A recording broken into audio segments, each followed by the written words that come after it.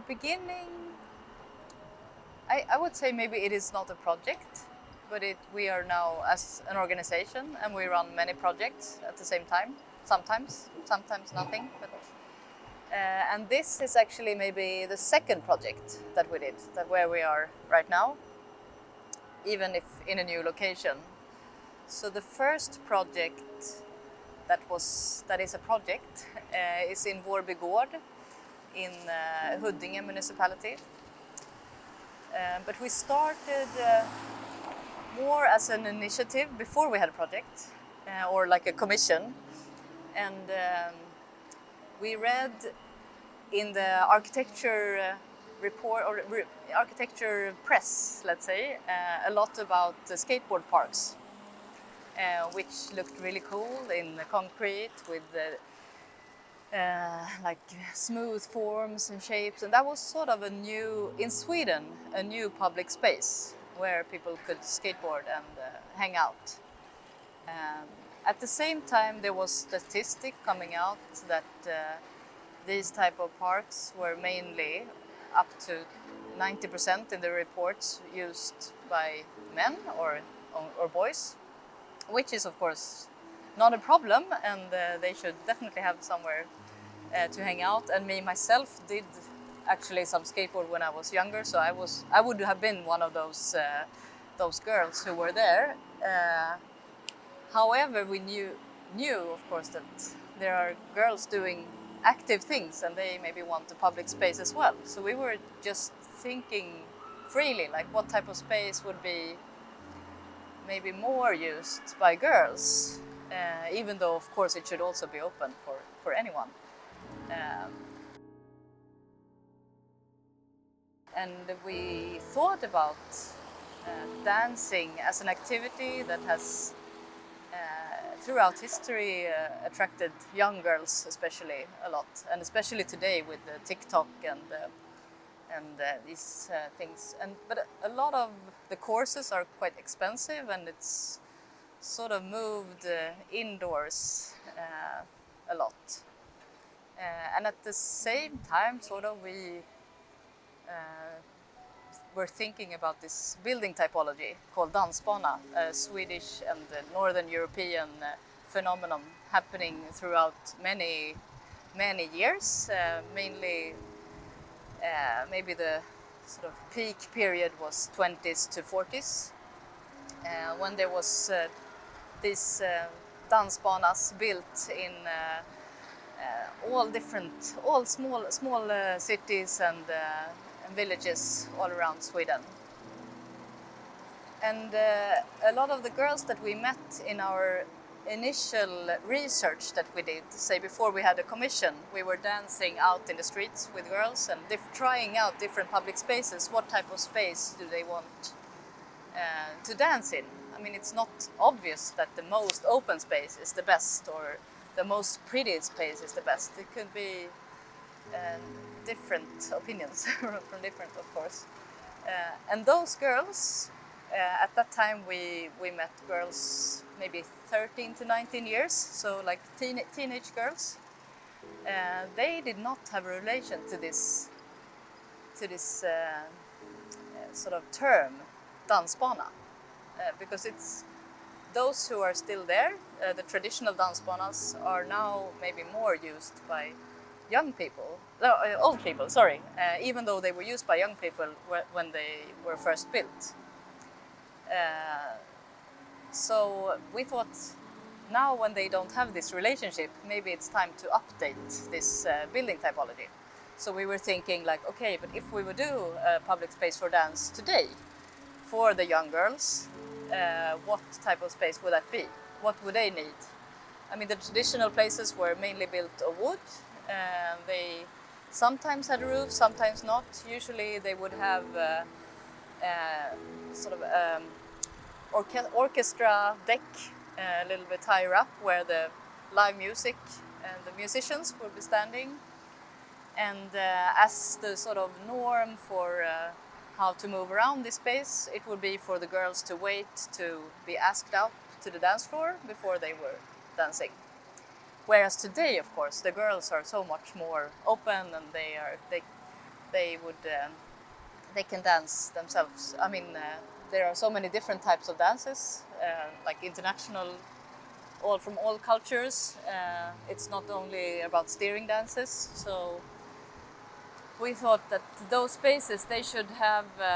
It should be possible to dance many people, but also alone if you come here, or two and two, and you should be able to bring your own music, or I mean, it should not be the same music played over and over.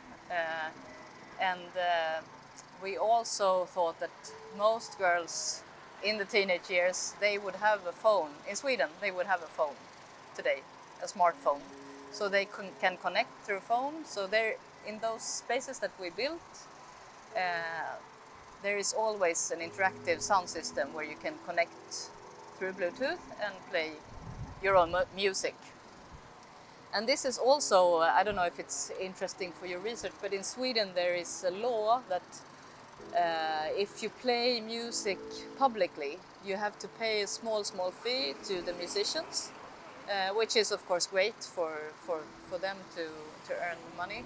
But if you would have a personal phone, or like if you are the one choosing the music and playing it, and it's like a private thing, then you don't have to pay this fee because you're not an institution or you're not a company. Whereas if we would have, like within the sound system, have a song that we would always play over and over again, then we would have to pay royalty, say, to that musician. But now it's the personal, the private person who sort of presses play on what is going to be played. This project was actually, it had another location first. It was commissioned by Archtes, the Architecture and Design Museum here in Stockholm. And it was, I think it was one of the first meetings that Kiran Long had when he was in his new position at new artistic director. Was it at Archtes, like the boss at Archtes, whatever that's title that is. And he had seen the Vårby Gård project and how that was sort of part of the local Vårby Gård dance community and the young people in the school nearby. And I think he wanted to sort of highlight what we were doing and taking it to the museum also and see what could that be here.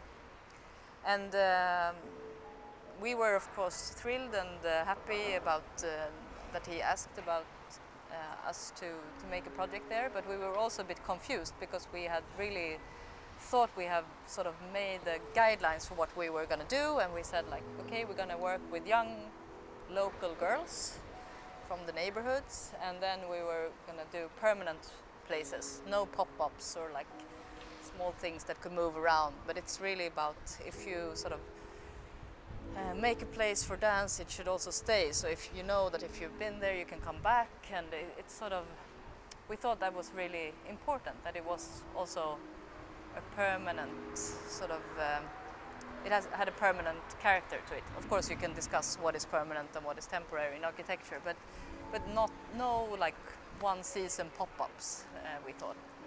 But then when we got this commission for Archtes, it was for the first exhibition that he curated that was Public Luxury, it was called. And it was supposed to last for 8 months.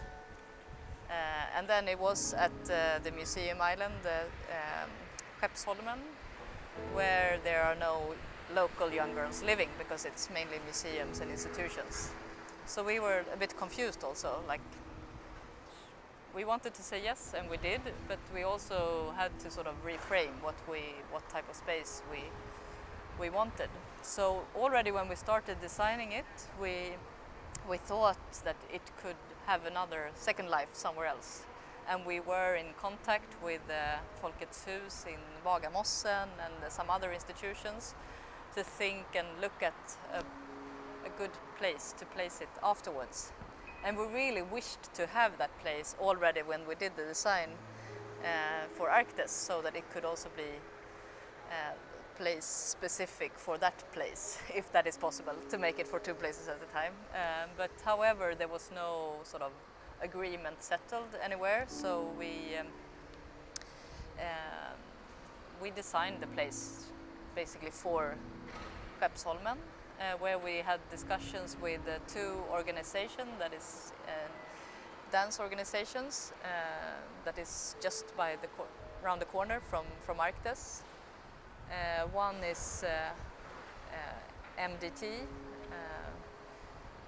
that is a production place for contemporary dance. And I mean, we were just, it was more like consultation. It was not really participatory workshop that we had with them, but it was more like, what could they use this type of space? Would they like gain from having it there? It's more, they are a production place, but also a place where you can go and see productions when they have worked on them. And I think they thought it was a great thing that there would be such a place nearby, but they couldn't really see how it would fit in their sort of normal schedule. And then we had a discussion with the Folk Musikhuset, that is having these meetings with traditional folklore music, and they're playing instruments and dancing these traditional dances. A lot of them like steering dances that were danced at these traditional Dansbanas that we were inspired from. And they thought that the place that was set for our, like as a location at Exercisplan, just in front of the museum, it's a very like big asphalt area that was maybe not the nicest for dancing, and they wished that it could be more in the grass around the corner or in the park, that it would be more sort of cozy. However, the museum and the director, they were really keen on having it like just at the entrance and in front of the museum on this open place. So one of the sort of thoughts that we had in mind when we started designing the space was that it is very exposed. I mean, the space was very exposed. It's like an empty parking lot. You're actually meant to be able to drop off people there. So we thought that it would be nice if there was, if you would go there and dance alone and you feel like this place is super exposed, it would be nice if there were already some people dancing with you on the location. So that's why you could see that these sort of metal cases that holds the technique has some anthropomorph features. One has the eye, that is the Bluetooth receiver, and this round shape dancer that is sort of dancing on the tilting has more like a body, and then we have this friend who has the arms like this, where you can hang your jacket. So we try to make it into some kind of practical thing also, but also playing a little bit with what it could be. Yeah, that was the starting point. And then this was the summer 2018 when we designed it. Actually, the floor was first more a labyrinth. We thought that could be fun and playful for kids to maybe not step up and think they would dance, but just like go in the labyrinth, and then when you're already on the dance floor, maybe it's easier to start to dance. But it was we had very big ambitions for the floor. It should be like super smooth and use this wooden deck, boat deck lacquer, so it would be like really perfect. But it was not really in the budget, so we had to make it more simple. And then we thought about the zebra crossing as a public symbol also. So that was sort of a development, which in the end I think it fits quite well with the scale of these metal cases and or the friends, say, on the dance floor. And then the summer of 2018, you know, Sweden is a bit cold usually, but that was a fantastic summer. There was like warm records, and everyone was out and happy, and no rain the whole summer, which is of course a bit scary in many ways, but people were happy and they were dancing a lot. We also had a booking calendar, so you could book the space for 2 hours if you wanted to have lessons. You always have to be invited, and everyone, it's a public space, so everyone should be able to join the lessons, but you can book it and have lessons and control the music for those 2 hours. And it was an open booking system, very simple in its like technology, and it was placed on Arktes, the museum homepage. So it was very successful. I don't know how much about the design it was or about the weather, but Arktes decided that they would try to keep it for 1 more year. So they kept it also for the season, the summer season of 2019. But then they had other plans for the space, and they don't own the land also, so it was a big discussion with the landowners, Statens Fastighetsverk,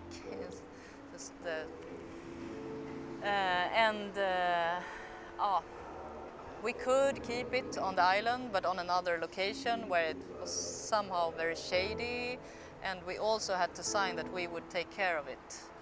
And as we are like a non-for-profit organization, and right now we don't have any like continuing budget running into the organization, we could not really take on that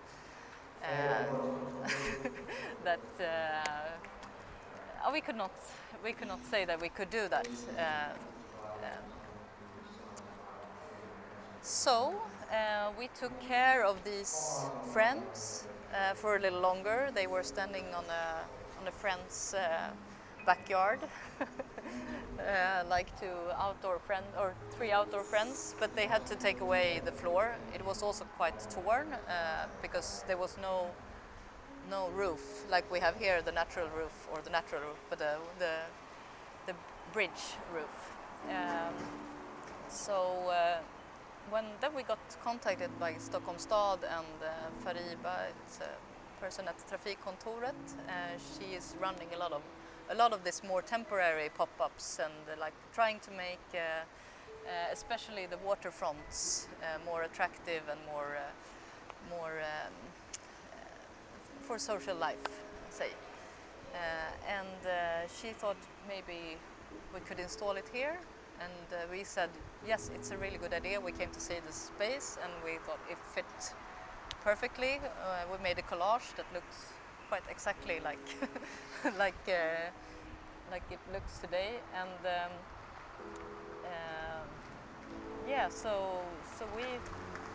I don't remember now. I think it was 3 years ago that we installed the place at this location. That's the story. I think when we open a new dance place, we try to always arrange also a lot of dance events, sort of to claim it for dancing, even though it's maybe said in a brief, or like the commissioners all, of course, knows that they have ordered a place for dance, but it's not obvious for anyone that passed that you should dance here. So the more you would see people dancing here, the more you would think that, but if I want to dance outside, I could go to this location. So we try to organize first in outside Arktes in Michaëlsson. We organize this opening program where we try to have some kind of show usually, and also some kind of try out lessons, different type of dancing, because we also want these spaces to be open for different type of dancing, that any dance that you could dance today. So we try to make a very sort of eclectic schedule, maybe having like breaking one half an hour, and then half an hour later Baroque dance, or then we have like this capoeira, and then we have salsa afterwards, and that it's like we try to make people maybe that come there for one dance, they might also try something totally different that they would never think they would try. So that we also did when we moved it here. So we had like tryout lessons to sort of fill it with dance, but also actually in this case the commissioner, Stockholm Stad and Trafikkontoret, they have also organized their own events here.